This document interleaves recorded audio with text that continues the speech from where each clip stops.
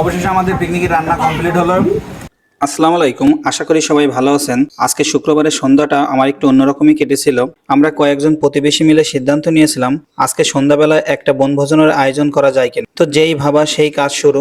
আমরা প্রত্যেকে 100 করে চাঁদা দিয়ে একটা বনভোজনের আয়োজন করলাম। আমাদের সদস্য ছিল মাত্র 10 জন। আমরা সবাই মিলে সিদ্ধান্ত নিয়েছিলাম যে আমরা মুরগি, চর্বি ডাল এবং সাদা ভাতের একটা অ্যারেঞ্জমেন্ট করব।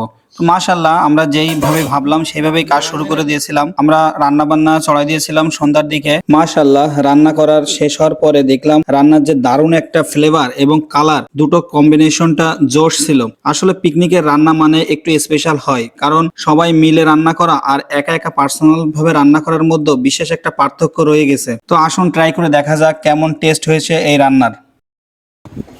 অবশেষে আমাদের পিকনিকের রান্না কমপ্লিট হলো। আমরা এখন খাওয়া ট্রাই করতেছি। এদিকে ভাগ বাটোয়ারা চলতেছে, তার আগে আমাদের একটু প্রচুর খিদে লেগে গেছে, তার জন্য খাচ্ছি। দেখা যাক কেমন টেস্ট হয়েছে রান্নায়।